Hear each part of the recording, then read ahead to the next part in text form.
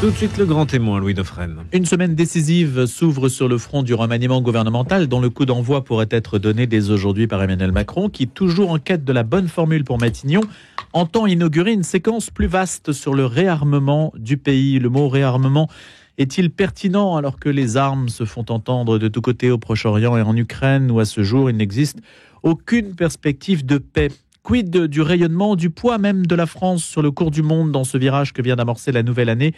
N'est-il pas d'ailleurs un petit peu triste que les Jeux Olympiques soient peut-être l'unique horizon quand on voit que l'industrie manufacturière française, par exemple, continue de reculer, qu'il y a un certain nombre de voyants qui sont toujours au rouge? On va essayer de prendre la mesure des choses en ce début d'année avec Alexandre Delval, géopolitologue, consultant international qui a publié Vers un monde global. Alors le monde va-t-il vers une forme de globalité ou au contraire vers une forme de fragmentation perpétuelle où les frontières ne cessent de s'ériger entre les hommes? Bonjour Alexandre Delval. Bonjour. Comment vous organisez-vous aujourd'hui dans votre emploi du temps, Alexandre Delval? Vous êtes beaucoup à l'étranger, semble-t-il, oui. hein, et vous êtes pas mal consulté? Oui, un petit peu en France, en Espagne, en Italie, un petit peu au Portugal aussi. Depuis quelques années, j'ai voulu devenir un peu plus international. Je l'ai toujours été, mais je le développe beaucoup plus depuis quelques années, ce qui fait que je suis assez peu à Paris. Mais de nos jours, on peut travailler à distance. Et j'aime beaucoup suivre à la fois la politique de la France et de mes deux pays d'origine, puisque j'ai la chance, pour moi c'est une chance d'être à la fois français très patriote de cœur et très français d'éducation, mais aussi italien de père, espagnol de mère. Donc je suis sur ces trois pays. Et j'interviens beaucoup au Parlement italien en tant que consultant. Beaucoup d'événements sur la transition énergétique, l'énergie, la géopolitique, et en Espagne depuis assez peu de temps, un peu plus aussi, et je publie dans tous ces pays. Voilà. Avec un style de Latin lover qui vous caractérise, Alexandre Delval. Ça, c'est un peu... Oui, c'est votre opinion. Ça joue l'image en géopolitique? L'image en géopolitique joue, mais nous parlons plutôt de représentation géopolitique. Donc c'est proche de l'image. L'image, c'est une représentation, et la représentation, c'est l'image du monde. Le terme clé que nous employons en géopolitique, c'est les représentations. Et il est vrai que le réel ne compte pas toujours. La représentation, donc on l'utilise beaucoup en communication, mais nous en géopolitique, la représentation, c'est comment on arrive à être légitime en donnant une bonne image de soi-même. Donc en sortant du personnel, d'un point de vue purement géopolitique, c'est fondamental, la représentation. On le voit pour une nation, on le voit pour une civilisation. Si je me représente d'une manière positive, eh bien, William Schultz, que je cite dans mon livre « Vers le choc global », l'a étudié, plus je me représente positivement, plus je serai capable d'interagir positivement avec d'autres. C'est très intéressant, ce sont les études qui ont été faites dans les universités américaines. Donc, en gros, plus on se fustige soi-même, moins on se représente positivement. Paradoxalement, moins on a de chances d'être bien vu, même par celui dont on croit qu'il serait heureux d'entendre du mea culpa. Et ça, on le voit beaucoup en géopolitique, la représentation, l'image de soi, la culpabilité, ce sont des notions. Donc on a intérêt à se valoriser. En fait, la valorisation peut avoir des excès, bien sûr, mais une valorisation qui ne serait pas excessive, qui ne confinerait pas au nationalisme le plus rigoureux, un sain patriotisme, une image positive de soi, permet beaucoup mieux d'intégrer l'autre. Ce sont des études, notamment je me réfère à William Schultz, vous savez, c'est le théoricien de la self-esteem aux États-Unis, et il a montré que plus une entité se valorise elle-même, plus elle a de chances d'être bien perçue, non seulement par d'autres, mais même par d'autres qui sont plutôt hostiles. C'est extraordinaire. Ça montre bien que ce que l'on fait pour intégrer, c'est juste ce qu'il ne faut pas faire. Pour intégrer, il faut dire à l'autre, nous sommes quelque chose de très intéressant. Nous représentons quelque chose. Nous représentons quelque chose. Nous sommes quelque chose. Déjà, nous ne venons pas de nulle part. Si vous dites nous venons de nulle part, il n'aura pas envie de s'intégrer à rien. Donc il faut dire que nous avons des racines et il faut être fier de ces racines. Et plus nous sommes fiers de ces racines, plus il y a des chances d'intégrer l'autre. C'est-à-dire que par rapport à l'intégration, nos gouvernements successifs depuis 40 ans font exactement ce qu'il ne faut pas faire avec le mea-culpisme, la repentance, etc. Le drapeau de l'Union européenne aujourd'hui semble prendre plus de place encore que par le passé. C'est bien ou pas, Alexandre Delval ? Je ne sais pas si c'est bien et mal. Moi, je pense que le drapeau de l'Union européenne, pour l'instant, ne représente pas ni une nation, ni même une civilisation, puisque les États européens, d'ailleurs à l'époque, à l'initiative non pas de la gauche, mais de Jacques Chirac, avaient refusé massivement en 2005 les références aux valeurs chrétiennes. Nous sommes dans une radio chrétienne, donc vous en savez quelque chose, vous avez dû en parler souvent. Donc aujourd'hui, l'Europe ne prétend pas être une civilisation européenne chrétienne, et elle ne représente pas une souveraineté qu'appelle de ses voeux M. Macron, une souveraineté européenne. Elle n'existe pas, elle n'est pas là. Nous sommes en fait d'un point de vue géopolitique, et c'est pas pour faire quelque chose d'un peu, comment dirais-je, choquant, mais nous sommes une colonie américaine d'un point de vue stratégique. On le voit pour la guerre en Ukraine, on est très heureux d'être unis face à la Russie, mais en fait, nous renforçons notre statut de colonie américaine ou de protectorat américain. L'OTAN est l'organisation unique de défense de l'Union européenne. C'est inscrit dans Lisbonne, noir sur blanc. Nous n'avons ni armée européenne, ni défense européenne propre. La défense européenne est décidée par l'OTAN, qui est décidée selon les intérêts états-uniens et non pas européens. Donc on voit bien, ce drapeau européen, moi, il me gênerait moins s'il était mis à côté systématiquement du drapeau national, s'il représentait quelque chose qui fasse sens. Et enfin, quand on voit la dérive de Madame von der Leyen, on n'est plus dans une Europe des nations que voulait... Quelle dérive ? La dérive de Madame von der Leyen, c'est qu'elle est en train de s'arroger des statuts, des pouvoirs qu'elle n'a pas. Normalement, Madame von der Leyen, présidente de la Commission, doit représenter une institution qui est celle des fonctionnaires, qui applique ce que le Conseil européen décide. Vous savez que normalement, la vraie décision au Parlement européen, le législatif, c'est notre exécutif. Quand nous siégeons, quand les ministres et les présidents des pays européens se réunissent à Bruxelles ou à Strasbourg, ils agissent en conseil, et le Concilium, il y a un bâtiment à Bruxelles, ça s'appelle le Concilium, eh bien, il fait la législation, et il y a la codécision avec le Parlement européen. Donc que ça soit le Conseil qui représente des exécutifs issus d'élections démocratiques, ou que ça soit le député européen, dans les deux cas, il y a une onction démocratique. La Commission est l'organe qui n'a aucune onction démocratique, et c'est bien regrettable qu'aujourd'hui, M. Michel, regardez, M. Michel, on en parle beaucoup moins que Mme von der Leyen. Alors vous me direz, comme disent les Américains, c'est peut-être un problème de leadership. Mais il y a toujours eu, depuis des dizaines d'années, cette dérive qui s'est accentuée. La Commission européenne, qui est la moins démocratique, qui prend le dessus sur les institutions décidées depuis Maastricht jusqu'à Lisbonne, avec la création d'un vrai président de l'Union européenne dont personne pratiquement connaît le nom. Mes élèves en géopolitique connaissent tous von der Leyen, en bien ou en mal, mais ils ne connaissent pas Michel. La plupart ne connaissent pas le nom de M. Michel. Alors Alexandre Delval, si j'aborde le sujet, c'est aussi pour voir si ce remaniement qui se profile en France n'est pas un non-événement en réalité, si on le met en perspective par rapport à d'autres pouvoirs supranationaux qui ont beaucoup plus d'importance, y compris peut-être même dans l'esprit d'Emmanuel Macron qui qui regarde ailleurs que la gestion de son propre pays. Est-ce que c'est lui faire un mauvais procès que de dire ça ? Non, c'est pas lui faire. Je pense que ce que vous dites est très, très lucide. Monsieur Macron, il est un peu comme Sarkozy, il a un tel charisme, on peut l'aimer ou ne pas l'aimer, mais il a un tel charisme que la France est presque trop petite pour lui, non pas parce qu'il serait anti-français, vous savez, l'accusation des populistes, pas du tout, mais je pense que comme Sarkozy, il aspire je dirais pas au monde, mais il aspire à un rôle beaucoup plus international, et je pense qu'il n'a pas terminé sa carrière. Après la fonction de président, on le verra probablement dans des instances internationales et faire des grandes conférences dans le monde entier. Donc effectivement, ce n'est pas un mauvais procès. C'est quelqu'un en plus qui n'a pas été compris chez lui. Dans un pays anglo-saxon, il aurait été plus compris, l'homme qui vient de l'argent, du monde de l'argent. Il a cette hypocrisie française, l'argent est sale, mais on l'aime beaucoup. Sauf qu'il faut dire le contraire. Et je pense que comme Sarkozy, il n'a pas assez d'hypocrisie. Je suis pas là pour défendre Macron, mais je pense qu'ils ont un point commun tous les deux. Sarkozy a dit de Macron, c'est moi en mieux. Et je pense qu'ils ont un point commun, c'est qu'ils ne sont pas assez hypocrites. Ils ont beaucoup de défauts, bien sûr, critiquables. Moi, j'ai beaucoup critiqué la guerre en Libye de M. Sarkozy. Je venais de cette mouvance. Et j'ai rompu un peu après cette guerre en Libye, qui était à mon avis une erreur stratégique et géopolitique totale dont nous parlons dans le livre Le choc global que vous avez cité. Mais voilà, il y a ce point commun entre ces deux hommes qui n'ont pas été compris dans un peuple, la France, qui a beaucoup de qualités, mais qui a un petit défaut, cacher ce sein que je ne saurais voir. En France, on a le droit d'aimer le pouvoir et l'argent, mais il faut faire croire qu'on le déteste. Pas en Italie, pas en Espagne ? En Italie, je ne dis pas non plus qu'ils ont que des qualités. Alors l'Espagne, c'est un peu comme la France. L'Italie, par contre, Regardez le succès, je dis pas que c'est bien non plus, c'est un autre excès. Regardez le succès de Berlusconi. Il reste extrêmement populaire.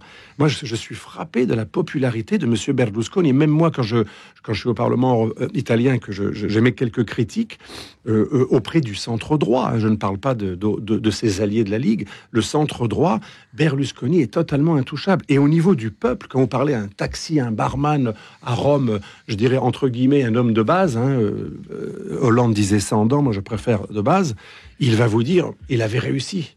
L'Italien est en admiration vis-à-vis du milliardaire qui a réussi, qui est conquérant dans tous les sens du terme, y compris au niveau femmes, etc. Alors, c'est un autre travers, c'est pas beaucoup mieux, mais en France, c'est cacher ce sein que je ne saurais voir. Même les histoires de mœurs en France, ça reste extrêmement discret. En Italie, il y a une sorte d'étalage de la richesse, de la conquête féminine, qui est très valorisante. Et le peuple, une partie du peuple trouve ça extrêmement amusant, voire même sujet de fierté. Donc, on est dans des mentalités tout à fait opposé. Et comme on est sur une radio chrétienne, autre grande différence, en Italie, même le plus grand des pécheurs va être énervé si vous critiquez le Vatican. Personne ne critique le Vatican comme en France. On peut émettre des critiques, mais personne ne va s'affirmer anti-catholique. La catholicité, même le plus grand des voyous italiens ou le plus pécheur comme Berlusconi, va vous dire non, on ne touche pas à la figure du pape. Vous voyez, là, nous sommes deux voisins totalement différents vis-à-vis de l'argent ou vis-à-vis de l'Église ou vis-à-vis de certaines représentations. Notre éditorialiste en parlait encore ce matin. Il y a une décélération démographique très forte aujourd'hui. Qu'il s'agisse, et c'est un point commun peut-être entre l'Italie, l'Espagne et la France. Oui, c'est presque pire en Espagne et en Italie. Selon les derniers chiffres que je cite dans ce livre, Vers le choc global, la décélération est terrible en Russie, extrêmement catastrophique en Europe Russie. De l'Est en général, Europe de l'Est et Europe de l'Ouest, parce que nous parlons de tous les pays européens dans ce livre notamment, et en Italie et en Espagne, on a une chute de la natalité qui est supérieure à l'Europe du Nord et qui a doublé depuis très longtemps la France. C'est-à-dire que ces pays ont fait des enfants jusqu'aux années 70. Je me rappelle, en Sicile, la famille de mon père, on voyait des familles de 7, 10 enfants assez souvent dans les milieux populaires.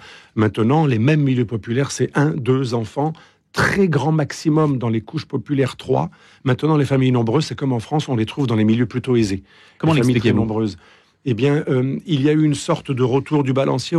Pour l'Espagne, on est passé de l'Espagne franquiste, très nataliste, très catholique, avec les femmes presque habillées en noir. Vous savez, c'est cliché. C'était pareil en Italie du Sud. On est passé d'un excès d'extrême puritanisme, d'une société très catholique, avec l'omniprésence des processions et de la morale chrétienne. On est passé une sorte d'excès inverse. Alors en Italie, ça a été la télévision Berlusconi, qui a importé en Italie tout le consumérisme américain le plus superficiel.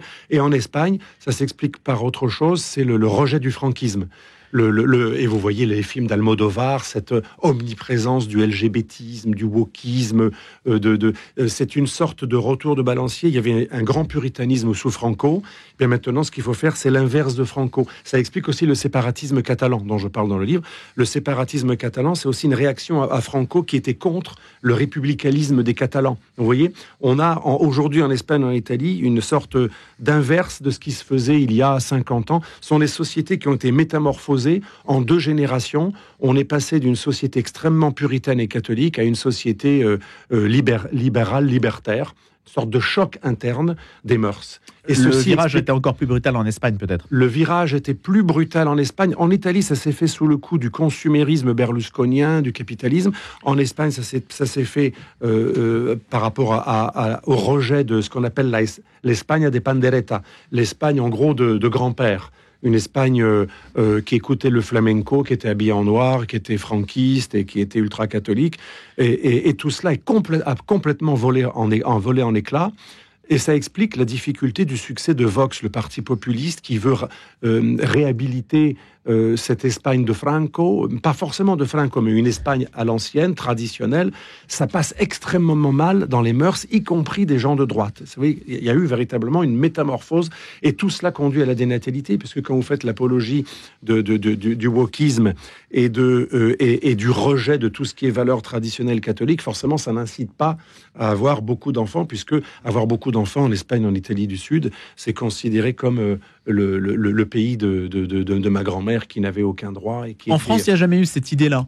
En France, c'est autre chose. En France, la dénatalité, elle est beaucoup plus lointaine. Elle a commencé au 19e siècle. À la fin du 19e siècle, la France a commencé une chute de la natalité, d'où l'importation d'Italiens et d'Espagnols même avant de Polonais, mais aussi même dans les colonies françaises, en Algérie, au Maroc et en Tunisie, une énorme importation d'Espagnols, d'Italiens, de Maltais, parce que déjà, alors que l'Italie et l'Espagne faisaient beaucoup d'enfants, la France avait déjà connu un trou au niveau de sa démographie et elle avait massivement importé des Européens. Ça nous ramène à la question de l'immigration. Tant qu'elle importait des Européens, ça a fait des gens extrêmement bien intégrés pour une raison très simple, puisque c'était la même civilisation. Ensuite, ce processus ne s'est pas amélioré et comme les pays qui faisaient beaucoup d'enfants n'en font plus, Italie, Espagne, Pologne, eh bien, on a remplacé ce sang neuf, on l'a remplacé par des pays d'Afrique qui sont objectivement, et il n'y a aucun mépris là-dedans, on en parle dans ce livre, l'intégration est d'autant plus importante à appuyer, à mettre en œuvre, que les cultures que nous faisons venir sont moins compatibles. Ça ne veut pas dire qu'il y a une fatalité. Moi, je ne pense pas qu'il y ait une fatalité de la non-intégration des musulmans. Ça demande une politique proactive plus dynamique. Voilà, je pense que nos politiques, s'ils étaient responsables, ils auraient quand même compris que forcément, on intègre plus facilement un Espagnol qui vient de quelques kilomètres de l'Occitanie qu'un Maghrébin qui a un rapport à la femme, un rapport à la charia, la loi islamique, la religion, le blasphème, tout à fait différent. Dans les pays musulmans, par exemple, on pense que c'est normal de tuer un blasphémateur ou de battre une femme qui n'est pas obéissante. Forcément, c'est pas Colette, c'est pas l'esprit français qui a libéré la femme depuis très longtemps. Donc forcément, il faudrait beaucoup plus investir dans l'intégration, ce qui n'a pas été fait. Et c'est bien regrettable, parce que c'est ce que j'ai dit récemment à CNews, c'est une bombe à retardement civilisationnel. Une immigration incontrôlée, massive, non intégrée, c'est une bombe à retardement. C'est ce que dit le maire d'Orléans, vous avez entendu ses vœux, où il s'afflige, et il dit que 2024 sera sans doute pire que 2023, qui était pire que 2022, et que l'immigration massive incontrôlée crée des problèmes, semble-t-il, insurmontables, apparemment. Je pense que rien n'est insurmontable en tant que gaulien en politique. Je pense qu'il n'y a pas de fatalité. Mais il dit tout de même qu'il y a des solutions. Vous avez vu, il dit je ne suis pas très optimiste. Je pense qu'il y a quand même des solutions. Mais ces solutions n'ont pas été mises en œuvre. Je me référais aussi à une autre personne que j'ai écoutée avec beaucoup d'attention ces jours-ci, Aquilino Morel. J'ai été étonné, ce fils d'immigré espagnol, je crois même qu'il est né en Espagne, qui est arrivé à 1 an ou quelque chose comme ça, qui regrettait qu'il n'y ait plus cette machine à intégrer, où même si on sait qu'on n'est pas gaulois, eh bien quelque part on a presque envie de l'être, parce que. Et pourtant Emmanuel Macron parle du réarmement du pays, donc on suppose que réarmement, ça veut dire aussi réarmement moral, politique. Ah ben bien sûr. Comment réenclencher en fait mon éditeur m'avait demandé d'écrire un livre sur le réarmement moral, l'éditeur L'Artilleur, et c'est pour ça, quand vous parliez de cela tout à l'heure, bien entendu, ça n'a rien à voir avec les armes. Le réarmement, quand on parle de réarmement en politique, en général non belliciste, c'est effectivement retrouver une colonne vertébrale morale, pas au sens moraliste ou religieux, mais c'est-à-dire une nation doit avoir une bonne représentation d'elle-même pour unir tout le monde autour d'un projet commun, aller tous dans la même direction. C'est ça le réarmement moral. La France a besoin d'un réarmement moral où l'on donne envie de France, non pas uniquement à des fils d'immigrés ou petits-fils d'immigrés qui n'auraient pas assez envie de cette France parce qu'on leur a appris la haine de la France, mais même aux Français eux-mêmes de souche.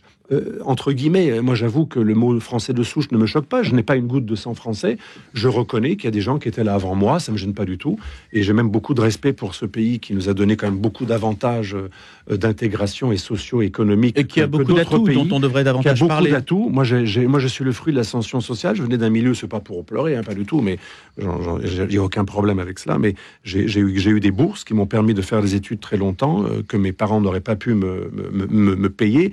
Ce pays est formidable. On dit toujours ce qui ne va pas. On critique le français de souche, entre guillemets. C'est très français. D'être raciste, d'être xénophobe. Mais moi qui voyage en permanence en Europe et en dehors de l'Europe, je peux vous assurer, je ne connais pas beaucoup de sociétés qui est des autochtones. Donc pas une société de pays qui a rasé ses habitants autochtones. Je parle pas l'Australie ou l'Amérique, mais une société qui a des autochtones, qui est aussi bien et aussi massivement accueillie d'autres personnes d'horizons très différents. Je ne connais pratiquement pas un exemple de ce type. Même l'Allemagne, ça se passe moins bien. L'Angleterre, c'est du communautarisme. Il y a la gentry anglaise est dans son quartier et elle se contrefiche que la charia soit appliquée dans les quartiers pakistanais. La France, elle est tellement généreuse qu'elle dit « tu as le droit d'être français au même titre que le français de souche ». En Angleterre, vous ne devenez pas anglais. Vous êtes dans un quartier et vous êtes un Pakistanais anglais d'un quartier pakistanais qui applique la charia, où il y a des autocollants Sharia Control Zones. Ça, c'est l'intégration à l'anglo-saxonne. On s'intègre pas vraiment. C'est un modèle assez racial. D'ailleurs, en Angleterre et en Amérique, il y a des lois qui ont le mot race. Il y a des lois, et d'ailleurs on fait des statistiques raciales, etc. Nous, la France, on est un des rares modèles universalistes qui proposons la francité à n'importe qui, de n'importe quelle couleur, n'importe quelle origine. Et je le dis souvent à mes élèves, ne crachez pas dans la soupe. Rendez-vous compte à quel point ce modèle français, il est merveilleux, mais on est en train de le laisser s'effondrer en faisant croire que la France serait intolérante, que cet intégrationnisme, ce serait du racisme, parce qu'on voudrait obliger l'autre à perdre ses racines. Non, il faut voir le verre à moitié plein. Non, on permet à l'autre d'avoir le droit de se dire autant français que le français de souche. Mais c'est beau. Il y a des peuples, comme les Japonais, qui ne vous permettent pas de devenir japonais, même si vous avez envie. Faut pas le voir comme une caractéristique faut pas le voir singulière. comme du racisme, mais comme au contraire de la générosité. Quand vous acceptez que l'autre devienne vous, ça prouve que vous n'êtes pas raciste, puisque vous ne mettez pas de barrière raciale, religieuse, essentialiste entre vous et lui. Alexandre Delval, le choc global, est-ce qu'il n'est pas au contraire extrêmement, j'allais dire, régional ou contenu, oui. Quand on voit Israël-Hamas et quand on voit la guerre entre l'Ukraine et la Russie? Est-ce qu'on ne fait pas tout pour contenir justement ce qui pourrait devenir global? Alors oui, on le contient, je suis d'accord avec vous, et je cite souvent l'expression du pape que vous avez probablement entendu, nous sommes dans une guerre globale, alors je le dis en italien parce que on ne va pas le traduire en français, a pezzi, à petits morceaux, une guerre mondiale à petits morceaux, donc effectivement pour l'instant ce sont des petits morceaux. Taïwan s'est contenu parce que les Chinois sont pas si bêtes que ça, ils savent qu'avec la théorie du jeu de Go, ils ont plus de chances de réussir à conquérir Taïwan avec le temps, avec l'enfumage, l'encerclement, la pénétration indirecte, le retournement, l'infiltration dans l'île, les partis politiques pro-chinois, il y en a à Taïwan, etc. On le voit, Israël-Gaza, la flotte américaine, l'intelligence de l'Iran, inventeur des échecs, c'est pas le jeu de Go, mais l'Iran, c'est les échecs. Les Iraniens savent très bien qu'ils n'ont aucun intérêt à aller beaucoup plus loin. C'est pour ça que le Hezbollah appuie le Hamas, mais vous avez remarqué, avec retenue. Chacun se retient. Les proxys de l'Iran sont chargés de faire le mauvais travail pour l'Iran, qui n'a rien fait. Ça permet à l'Iran de se dédouaner. Mais l'Iran sait parfaitement jusqu'où les Houthis en Yémen, ou le Hamas, ou le Hezbollah peuvent aller. Quoique, entre ces trois, il y a plus de complexité qu'on le croit. J'en parle dans le livre aussi. Et Russie-Ukraine ? Alors, pour la Russie et l'Ukraine, il y a, vous avez tout à fait raison, on est aussi dans le choc global, puisqu'il y a plusieurs foyers interconnectés. Mais effectivement, pour la Russie et l'Ukraine, il y a une retenue. Nos militaires se parlent des deux côtés. Chacun sait jusqu'où il peut aller. Vous savez que quand on envoie des armes, nos généraux parlent au général russe. Bon, ça ira, on est d'accord. Non, nous, vous inquiétez pas, nous, on n'est pas fous, on n'a pas envie d'aller beaucoup plus loin, et on va surtout pas dans le nucléaire. Donc finalement, vous avez raison, c'est contenu jusqu'à ce qu'il y ait le risque d'un dérapage. Voilà ce que nous craignons. Eh bien, on va rester sur ces réflexions. Merci beaucoup, Alexandre Delval, géopolitologue et notre grand témoin ce matin.